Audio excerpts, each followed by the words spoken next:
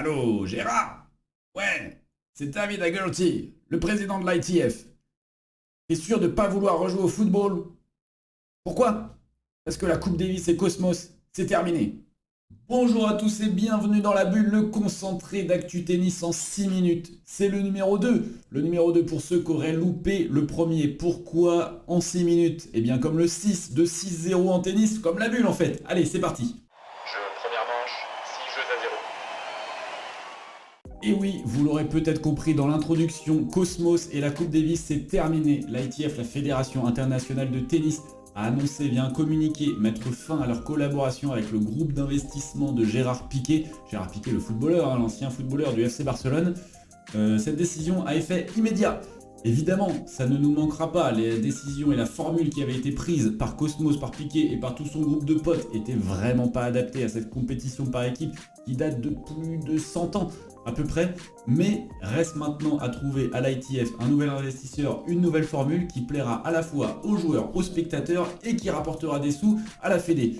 Ça pour l'édition 2024. L'édition 2023, elle se déroulera sous le format actuel, sûrement et on l'espère, pour la dernière fois.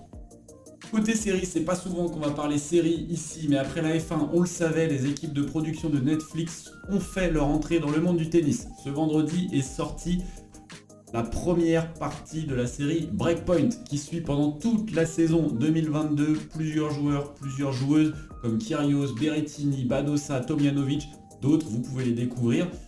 Si vous êtes fan assidu du circuit, vous attendez absolument pas à un résumé de la saison avec des images des plus beaux matchs et tout. Non, les moments sont bien choisis, ils sont centrés sur les joueurs, tout est scénarisé, romancé.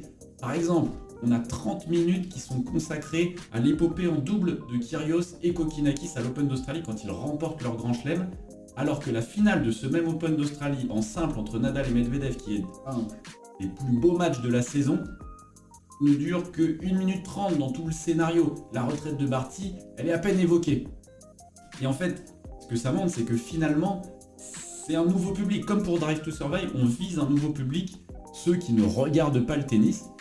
Et donc, seul le temps pourra nous dire l'impact que ça aura sur le tennis et si ça aura le même que pour la F1, puisque la F1 a réussi à renouveler un maximum sa fanbase. Ça fait partie de la politique générale de la F1 aussi, d'attirer les jeunes, et la série Drive to Survive en faisait partie. On verra si le tennis amène la même chose. Je ne sais pas, puisque ce n'est pas du tout la même formule entre la F1 et le tennis. C'est beaucoup moins lisible, il y a plusieurs catégories de tournois en tennis, donc pour le spectateur lambda, ça peut être un peu compliqué à lire.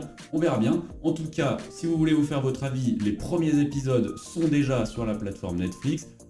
Il y aura une partie 2 annoncée pour juin, il me semble. Allez voir, ça coûte rien.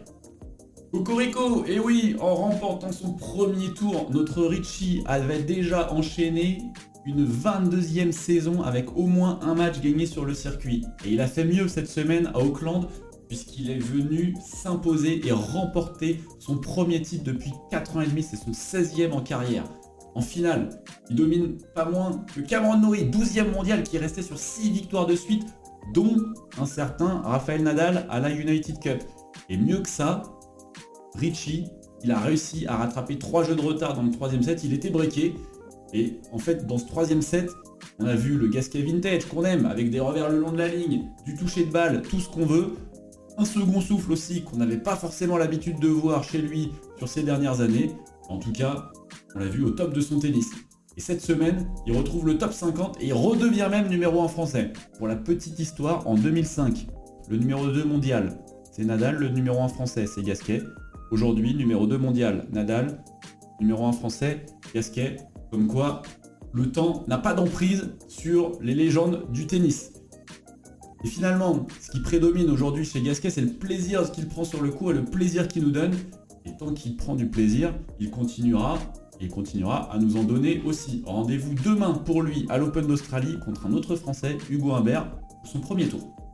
Arthur Cazot et Arthur Fils, qui sont, je l'espère pour eux, amenés à devenir des rois, ont chacun remporté un tournoi Challenger cette semaine. Les Challengers, c'est un peu la division 2 du circuit ATP, mais tous les joueurs sont passés un jour par là.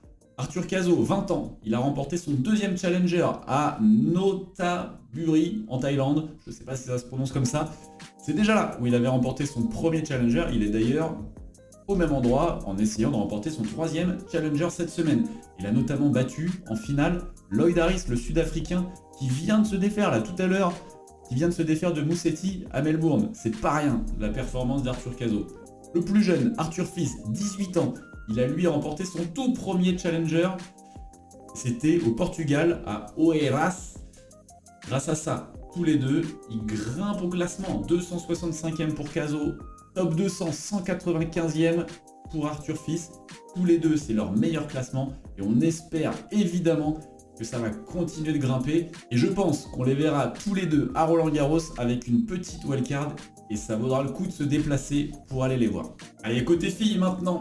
Est-ce qu'il faudra compter sur Belinda Bencic cette saison? Ça fait longtemps qu'on attend la Suissesse de bientôt 26 ans au plus haut niveau sur toute une saison avec de la régularité. Mais la semaine dernière, elle a réalisé un excellent tournoi en dominant 2 top 10 à Adelaide, un WTA 500. Elle a battu Caroline Garcia et Daria Kasatkina en finale qu'elle a pulvérisé 6-0, 6-2. Désormais entraînée par Dimitri Tursunov, la championne olympique a été parfaite cette semaine et retrouve aujourd'hui le top 10. D'ailleurs, pendant ce tournoi, j'en ai parlé, elle l'a battue, Belinda Bencic en quart de finale. Pendant ce tournoi, est-ce qu'on n'aurait pas trouvé la kryptonite un petit peu de Caroline Garcia, la Caroline Garcia full offensive?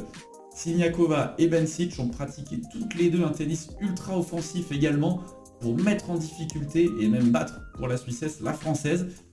Alors est-ce que c'est la solution? Est-ce qu'il ne faudrait pas aller aussi vite que Garcia pour la battre?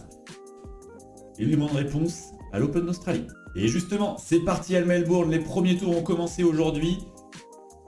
On va pas revenir sur les premiers tours maintenant, mais si je dois vous donner mes favoris pour cette édition, évidemment, incontournable, évidence, Djokovic chez les hommes, parti pour reconquérir son titre.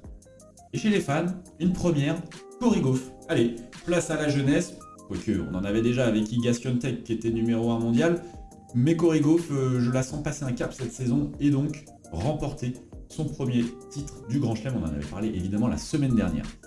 Et pour en parler de cet Open d'Australie, on se retrouve sur Twitch quasiment tous les matins. Cette semaine, ce sera demain, mardi, mercredi, jeudi à 8h pour Matin Australien pour parler des résultats de la nuit et des matchs à venir.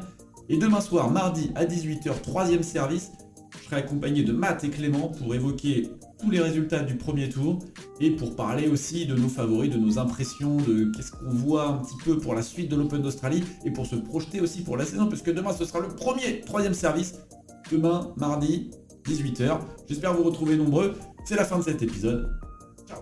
Mais non, Gérard, c'est pas comme avec Shakira. Tu sais bien que ça a jamais fonctionné entre nous.